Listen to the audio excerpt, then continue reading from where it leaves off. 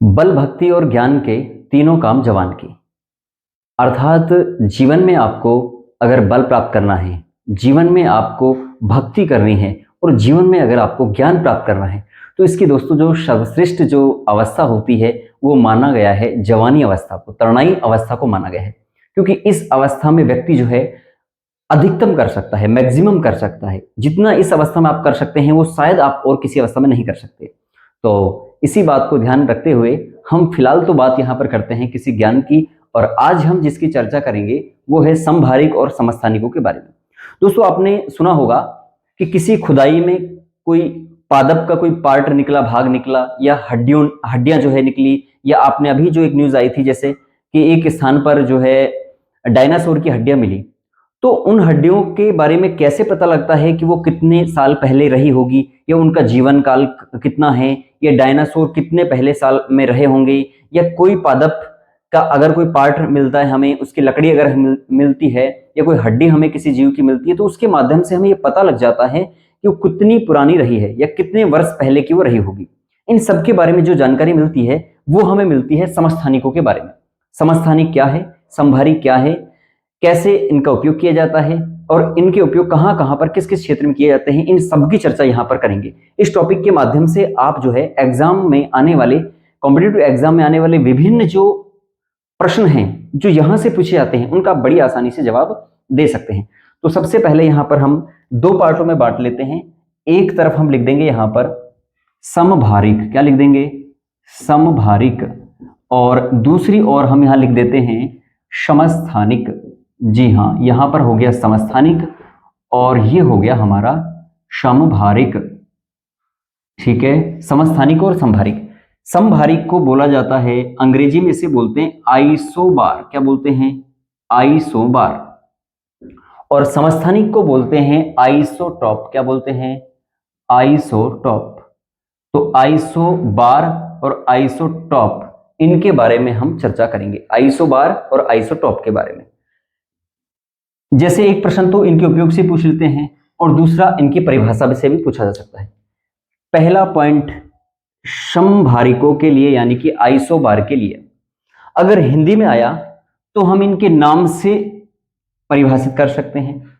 सम यानी समान, भारिक भार यानी जिसके परमाणु भार जो है समान हो और परमाणु क्रमांक अलग अलग हो तो उसे बोलते हैं हम समभारिक। हम ये कह सकते हैं ऐसे परमाणु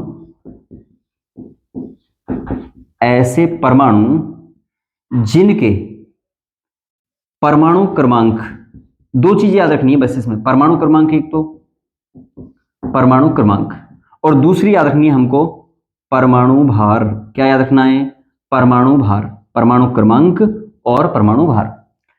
परमाणु क्रमांक के लिए याद रखना है कि अगर ऐसे परमाणु जिनके परमाणु क्रमांक तो होते हैं कैसे, भिन्न भिन्न होते हैं। कैसे होते हैं, भिन्न भिन्न, अलग अलग होते हैं।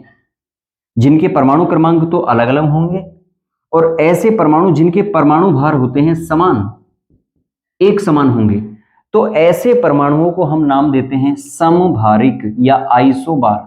सम यानी समान, भारिक यानी भार, यानी जिनके परमाणु भार कैसे हों, समान, और परमाणु क्रमांक क्या हों, भिन्न भिन्न। जो समस्थानिक होगा वो इसके विपरीत होगा, यानी हम ये कह सकते हैं ऐसे तत्व के परमाणु या ऐसे तत्व जिनके परमाणु क्रमांक, दो ही बात यहां पर भी याद रखेंगे, एक तो परमाणु क्रमांक लिख देंगे हम, परमाणु क्रमांक, और एक लिख देंगे परमाणु भार। तो ये हो गया परमाणु क्रमांक, दूसरा हो गया परमाणु भार। परमाणु क्रमांक में हम ये कह सकते हैं जिनके परमाणु क्रमांक तो हों कैसे, समान हो ऐसे तत्व, और जिनके परमाणु भार हो कैसे, भिन्न भिन्न, अलग अलग हो, किसी का कुछ है तो किसी परमाणु का कुछ है। तो परमाणु क्रमांक हो समान और परमाणु भार हो अलग अलग, भिन्न भिन्न हो, ऐसे तत्व कहलाते हैं क्या, समस्थानिक कहलाते हैं, आइसोटॉप कहलाते हैं। जबकि जिनके परमाणु क्रमांक कैसे हैं, भिन्न भिन्न है, परमाणु भार कैसे हैं, समान है, उसे हम बोलते हैं समभारिक। इस सब से याद रखो, समभारिक समान हो परमाणु भार, और यहां पर समस्थानिक समान हो क्या, परमाणु क्रमांक। बस दो बात तो जो है उनसे हम इसकी परिभाषा क्लियर कर लें। एक बात तो क्लियर है। अच्छा, आपके मन में अगर यह है परमाणु क्रमांक क्या है और परमाणु भार क्या है, तो इसको हम वैसे तो पिछली वीडियो में चर्चा कर चुके हैं, लेकिन याद रखो यहाँ परमाणु क्रमांक का मतलब कोई तत्व के परमाणु में या किसी भी परमाणु के नाभिक में प्रोटॉन कितने हैं, जितने प्रोटॉन है वही उसका परमाणु क्रमांक होगा। और परमाणु भार का मतलब किसी भी नाभिक में प्रोटॉन और न्यूट्रॉनों का योग, यानी कि प्रोटॉन प्लस में न्यूट्रॉन, ये दोनों कहलाएगा क्या, परमाणु भार। परमाणु भार का मतलब प्रोटॉन और न्यूट्रॉनों का योग। परमाणु क्रमांक का मतलब नाभिक में प्रोटॉनों की संख्या। ठीक है, इस तरह से दोनों चीजों को समझेंगे। तो ये हो गया पहला पॉइंट। अब हम सेकंड पॉइंट ये याद रखेंगे कि संभारिक जो है, संभारिक में आवर्त सारणी की अगर हम बात करें, आवर्त सारणी, क्योंकि आवर्त सारणी में समस्थानिकों और संभारिकों को स्थान दिया गया है, तो आवर्त सारणी में इनको कहाँ रखा गया है, एक ही स्थान पर रखा गया है या अलग अलग रखा गया है। तो याद रखो यहां पर है परमाणु क्रमांक अलग अलग है। परमाणु क्रमांक का मतलब कोई तत्व कितने नंबर पर है। जैसे हाइड्रोजन 1 पर है तो परमाणु क्रमांक कितना हुआ, हाइड्रोजन का 1। ऑक्सीजन पर 8 पर है तो परमाणु क्रमांक ऑक्सीजन का क्या हुआ, 8। ऐसे ही नाइट्रोजन की बात करें हम, नाइट्रोजन कितने नंबर पर है, 7 पर। आपने पढ़े होंगे ना बचपन में, hydrogen, helium, lithium, beryllium, boron, carbon, nitrogen. तो जैसे कार्बन है कितने नंबर पर, 6, तो उसका परमाणु क्रमांक हुआ 6, और उसमें प्रोटॉनों की संख्या भी कितनी हुई, 6 हुई। तो आवर्त सारणी में समभारिकों को रखा गया है, अलग अलग स्थानों पर रखा गया है। कहां पर, अलग अलग स्थानों पर रखा गया है। ठीक है, आवर्त सारणी का मतलब हेनरी मोजले और उससे पहले मेंडलीफ ने जो आवर्त सारणी दी, तत्वों को व्यवस्थित करने के लिए जो एक सारणी दी, उसे बोलते हैं आवर्त सारणी, जिसमें कोई तत्व को कहां पर रखा गया है, किस वर्ग में, किस आवर्त में, उसे आवर्त सारणी बोलते हैं। और आवर्त सारणी में समभारिकों को अलग अलग स्थानों पर रखा गया है। जबकि अगर हम बात करें समस्थानिक, तो समस्थानिकों को आवर्त सारणी में, यानी कि पीरियोडिक जो टेबल है, आवर्त सारणी में रखा गया है एक साथ। कहां रखा गया है, एक साथ रखा गया है, साथ रखा है। ठीक है, अगर हम संभारिकों की बात करें कि संभारिक जो है ये किस प्रकार से संभारिकों के गुण होते हैं, तो याद रखिए इनके जो रासायनिक जो गुण हैं, हम रासायनिक गुणों की बात करें, इनके रासायनिक गुण होते हैं कैसे, चूंकि भिन्न भिन्न है परमाणु क्रमांक, इसलिए रासायनिक गुण भी होंगे भिन्न भिन्न। रासायनिक गुण होते हैं इनके भिन्न भिन्न, और इसको हम बात करें तो इनके रासायनिक गुणों में समानता होती है। रासायनिक गुण कैसे होते हैं, समान होते हैं। ठीक है, तो 3 बातें हमने यहां पर क्लियर करी। एक तो ये कि ऐसे परमाणु जिनके परमाणु क्रमांक तो होते हैं अलग अलग और परमाणु भार होते हैं समान, वो संभारिक कहलाते हैं। संभारिकों को आवर्त सारणी में अलग अलग स्थानों पर रखा गया है, जो पीरियोडिक टेबल है। ठीक है, मेंडलीफ के, हेनरी मोजले की, और रासायनिक गुण इनके होते हैं अलग अलग, इसके विपरीत होता है उसमें। अब हम ये देखेंगे कि संभारिक वास्तव में होता क्या है। परिभाषा तो हमने देख ली, परमाणु क्रमांक अलग और समान कैसे होते हैं। तो यहां पर उदाहरण लिख देते हैं हम, उदाहरण जैसे, एक उदाहरण से ये स्पष्ट हो जाएगा। आपने नाम सुना होगा दोस्तों आर्गन का, AR, ऑर्गन या आर्गन बोलते हैं इसको, आर्गन हो गया, आर्गन है, इसके बोलते हैं पोटेशियम, अत्यंत क्रियाशील धातु पोटेशियम। और एक हो गया जिसे हम बोलते हैं कैल्शियम, वही कैल्शियम जिसके लिए आप दूध को पीते हो हड्डियों को मजबूत बनाने के लिए, और पीना भी चाहिए, कैल्शियम। तो आर्गन, पोटेशियम, कैल्शियम, 3 तत्व हो गए दोस्तों। जो आर्गन है ये पाया जाता है 18 नंबर पर, यानी कि इसका जो परमाणु क्रमांक है वो होता है 18। ठीक है, पोटेशियम का जो परमाणु क्रमांक है वो होता है 19, यानी कि प्रोटॉन की संख्या जो है इसमें 19 होती है। कैल्शियम का जो परमाणु क्रमांक है या परमाणु संख्या जो है वो होती है 20। तो 18, 19, 20। तो हमने यहां पर पहली शर्त क्या थी, ऐसे परमाणु जिनके परमाणु क्रमांक भिन्न भिन्न, तो ये इनके परमाणु क्रमांक है। कोई तत्व जितने नंबर पर पाया जाता है वह उसका परमाणु क्रमांक है, या कोई तत्व में प्रोटॉन जितने होते हैं वह उसका परमाणु क्रमांक है। तो अलग अलग है तीनों में परमाणु क्रमांक। परमाणु भार हो समान, इन तीनों के परमाणु भार समान होते हैं। इसका भी परमाणु भार 40 है, इसका भी परमाणु भार 40 है, और इसका भी जो परमाणु भार है यानी द्रव्यमान संख्या जो है वो क्या है, 40 है। तो परमाणु क्रमांक है अलग अलग, परमाणु भार जो है वो है समान, इसलिए इन्हें हम बोलते हैं क्या, इन्हें बोलते हैं समभारिक या आइसोबार। ये आइसोबार है दरअसल। ऐसी जहां जहां पर भी ऐसी स्थिति है उन सभी को हम क्या बोलते हैं, समभारिक बोलते हैं। अब बात कर लेते हैं हम समस्थानिक की। समस्थानिकों में भी क्या ऐसा उदाहरण है क्या, तो बिल्कुल है। समस्थानिक को हम बात करते हैं, जैसे हाइड्रोजन के समस्थानिक की बात कर लेते हैं। तो यहां लिखेंगे हाइड्रोजन के समस्थानिक। और हाइड्रोजन के 3 समस्थानिक होते हैं। समस्थानिक एक होता है जिसका नाम है प्रोटियम। क्या नाम है? प्रोटियम। ठीक है। दूसरा जो समस्थानिक है उसका नाम है ड्यूटेरियम। ड्यूटेरियम आप नाम जब बार बार याद करेंगे, लिखेंगे, रिवीजन करेंगे तो याद हो जाएगा। Protium, deuterium. और तीसरा है ट्राइटियम। क्या नाम है? ट्राइटियम। मन मन में बोल सकते हैं आप, लिख सकते हैं, लिख लिख करके याद कर सकते हैं। तो ये हो गया ट्राइटियम, प्रोटियम, ड्यूटेरियम और ट्राइटियम। अगर हम ये देखें इनको लिखते कैसे हैं, तो प्रोटियम को लिखते हैं इसके सामने हम यहां लिख देते हैं हाइड्रोजन, प्रतीक चिन्ह इसका। तो यहां पर क्या लिखा था? परमाणु क्रमांक समान। इसका भी परमाणु क्रमांक 1, इसके सामने H ही लिखेंगे, परमाणु क्रमांक 1, और इसके सामने भी H लिखेंगे, परमाणु क्रमांक हो गया 1। ठीक है। लेकिन परमाणु भार तीनों का अलग मिलेगा। क्या मिलेगा? इसका मिलेगा परमाणु भार 1, इसका मिलेगा परमाणु भार 2, और इसका परमाणु भार मिलेगा 3। इस तरह से इन तीनों को लिखा जाता है। तो ऐसे तत्व जिनके परमाणु क्रमांक समान, तो देखो परमाणु क्रमांक समान है इसके, हाइड्रोजन का 1, इसमें भी 1, यहां पर 1। ठीक है। मतलब प्रोटियम का 1, ड्यूटेरियम का 1, ट्राइटियम का 1। परमाणु भार भिन्न भिन्न, इसका परमाणु भार क्या है? 1 है। ड्यूटेरियम का क्या है? 2 है। ट्राइटियम का क्या है? 3 है। तो ऐसे तत्व कहलाते हैं क्या? समस्थानिक या आइसोटोप। क्लियर है यहां पर? लेकिन यहां पर एक फैक्ट और याद रखिए, हाइड्रोजन एकमात्र ऐसा समस्थानिक है जिसका नामकरण है। हाइड्रोजन एकमात्र ऐसा समस्थानिक है जिसका क्या है? नामकरण है जी। क्या है जी? नामकरण है, इसका नाम है। यानी कि दूसरा आपको याद रखना है, प्रोटियम जो समस्थानिक है ये सर्वाधिक मात्रा में पाया जाता है। आपसे पूछे हाइड्रोजन का कौन सा समस्थानिक सर्वाधिक मात्रा में पाया जाता है, आपको बताना है प्रोटियम। कौन सा? प्रोटियम। ठीक है। दूसरा आपसे पूछे कि कौन सा समस्थानिक जो है वो रेडियो सक्रियता का गुण रखता है या रेडियो धर्मिता का गुण रखता है, तो हो जाएगा ट्राइटियम। ये इसको थोड़ा साफ साफ अपन लिख दें, ट्राइटियम। ये बना दिया इस तरह से, ट्राइटियम। ट्राइटियम ये कैसा है? रेडियो धर्मिता या इसको रेडियो सक्रियता गुण। इसका मतलब क्या है? रेडियो सक्रियता या रेडियो धर्मिता का मतलब ये है, कुछ तत्व ऐसे होते हैं, कुछ परमाणु ऐसे होते हैं जिनमें से लगातार अल्फा, बीटा और गामा किरणें निकलती रहती है, उत्सर्जित होती रहती है उसमें से, जिससे उसका अर्धायु काल निश्चित होता है। ठीक है। यानी कि कुछ परमाणु, कुछ तत्व ऐसे होते हैं उनमें लगातार अल्फा, बीटा, गामा किरणें निकलती रहती है, जैसे रेडियम है।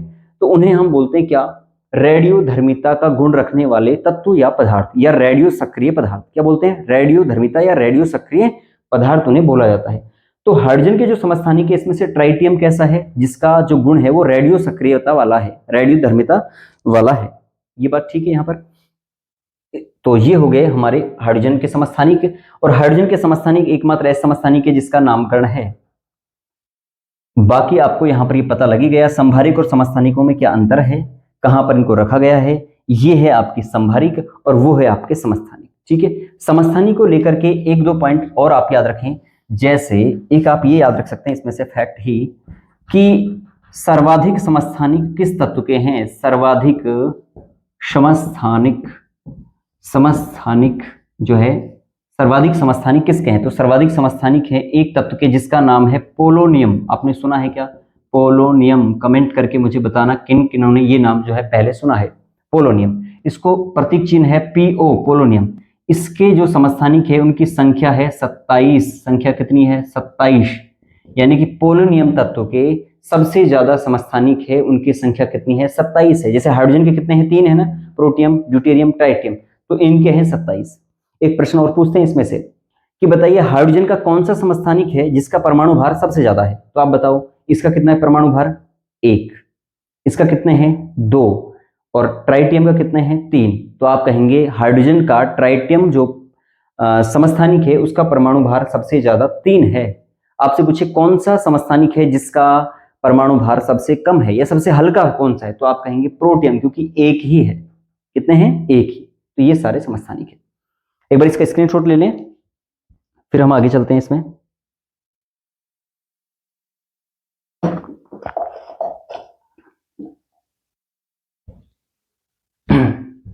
देखो अब यहाँ पर हम बात करते हैं उपयोग के बारे में। कई बार प्रश्न आ जाते हैं, बताओ कार्बन डेंटिंग विधि क्या है, कार्बन डेंटिंग क्या है, यूरेनियम डेंटिंग क्या है, या कार्बन डेंटिंग विधि में किस समस्थानिक का उपयोग किया जाता है। जिन्होंने एग्जाम दिए हैं पिछली, एसएससी के हों, सीजीएल के हों, या दिल्ली पुलिस के हों, आरपी के हों, अब तो आरपी का सीईटी के द्वारा कर दिया गया है, लेकिन पहले तो उनको पता है इस तरह के प्रश्न आते हैं। आप इसको करके बड़ी आसानी से जो है इन सवालों के जवाब दे सकते हैं, कोई आपको दिक्कत यहाँ नहीं होगी। समस्थानिकों के उपयोग, यहाँ लिख देंगे समस्थानिकों के उपयोग, ठीक है, इधर ही लिख देते हैं उपयोग, समस्थानिकों के उपयोग, यूज ऑफ आइसोटोप, क्या क्या उपयोग है। सबसे पहले उसकी चर्चा कर लेते हैं हम। एक नंबर पर रेडियो और धर्मिता का गुण रखने वाले जो हैं वो हो ही गए थे नीचे। जैसे हैं अपने पास में एक कार्बन 14, इसको अपन लिखते हैं कार्बन 14, कार्बन 14, इसको ब्रैकेट में लिख देंगे C14, ठीक है, इस तरह से। तो कार्बन 14 जो है इस समस्थानिक का उपयोग होता है कहां पर, हम कहेंगे कार्बन डेंटिंग विधि में, कार्बन डेंटिंग विधि, कार्बन डेंटिंग विधि में। दोस्तों ये जो विधि है ना, ये एक बार नहीं,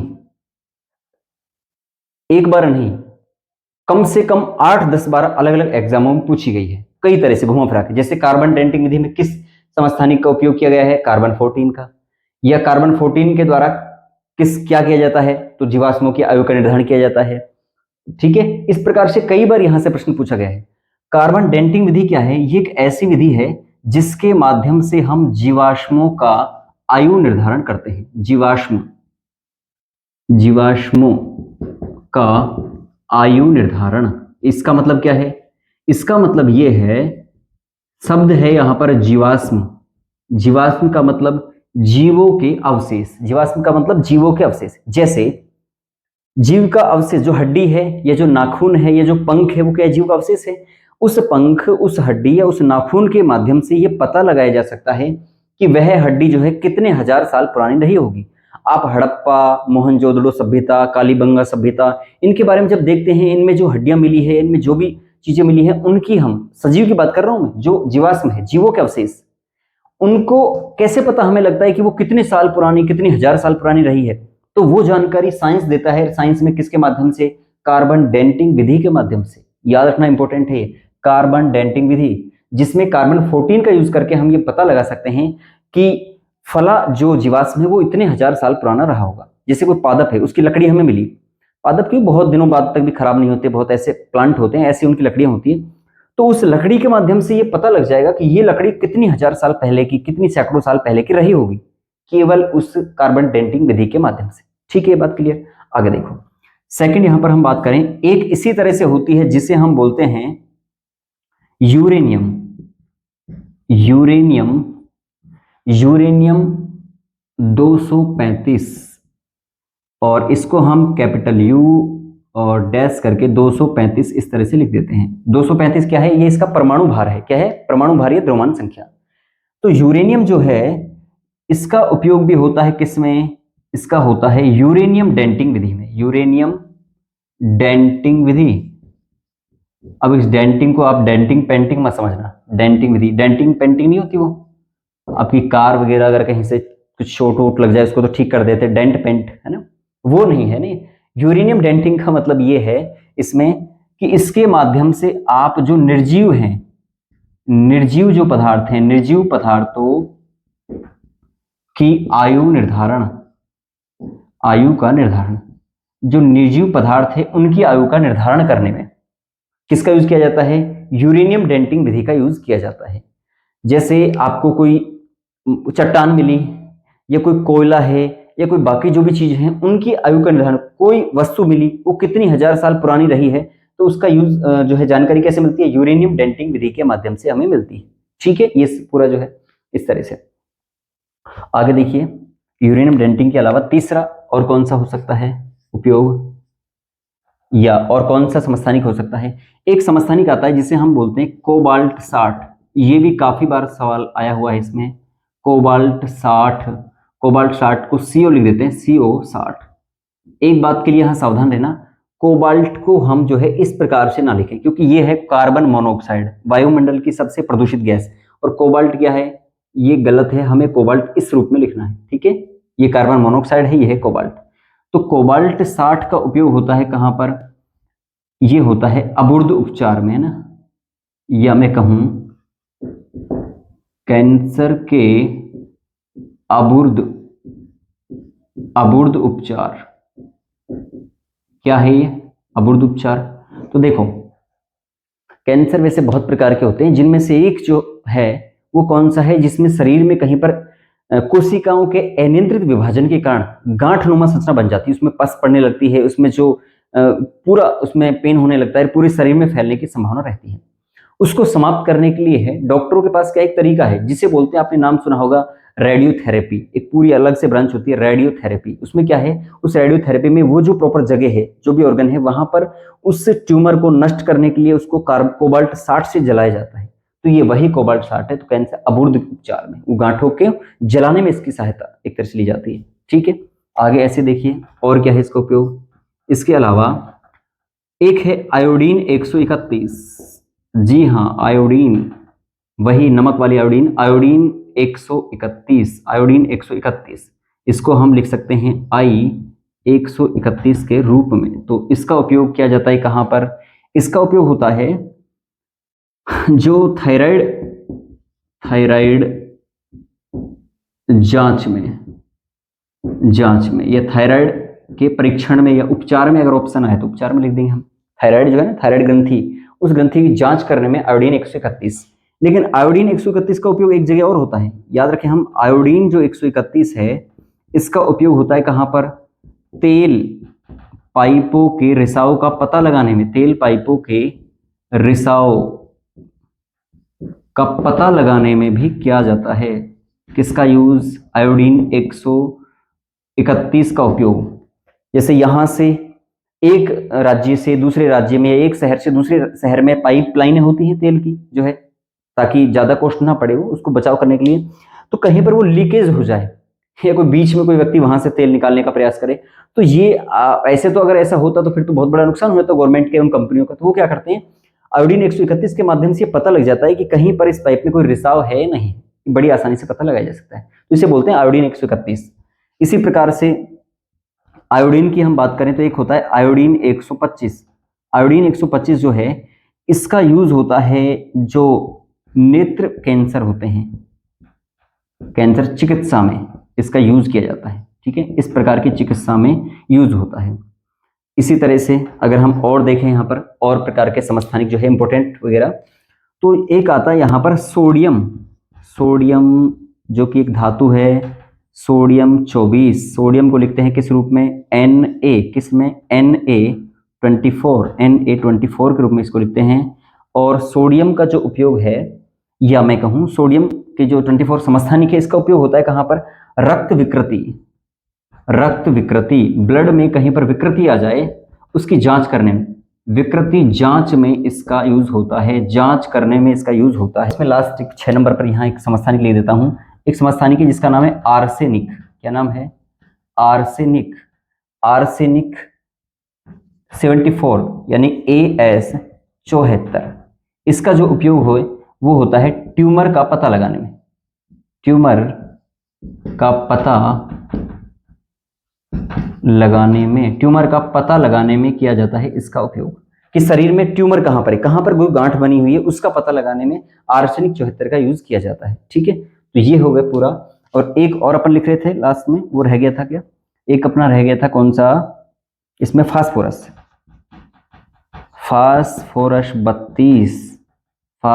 32, इसको लिखते हैं वैसे P32 के रूप में। और इसका उपयोग जो है वो होता है कहां पर, जैव उर्वरक के रूप में। कहां पर, जैव उर्वरक तो समझते हैं, उर्वरक के रूप में, जो खाद तैयार करते हैं हम, उर्वरक के रूप में ये। तो ये है पूरे हमारे कौन से समस्थानिक। इसमें से कार्बन डेंटिंग वाला बहुत इंपॉर्टेंट है, कोबाल्ट 60 वाला, आयोडीन 131 वाला, और बाकी तो सभी आपको 5-7 ही तो हैं, ये याद करने, बड़ी आसानी से याद कर लेंगे। वीडियो अगर आपको अच्छी लगी दोस्तों तो कमेंट करिए और इसी तरह की वीडियो देखने के लिए आप हमारे चैनल पर बने रहें। जो साथी नए हैं वो इन्हें सब्सक्राइब कर दें। आज के लिए इतना ही, बाकी मिलते हैं अगली वीडियो में। तब तक के लिए जय हिंद, जय श्री कृष्णा।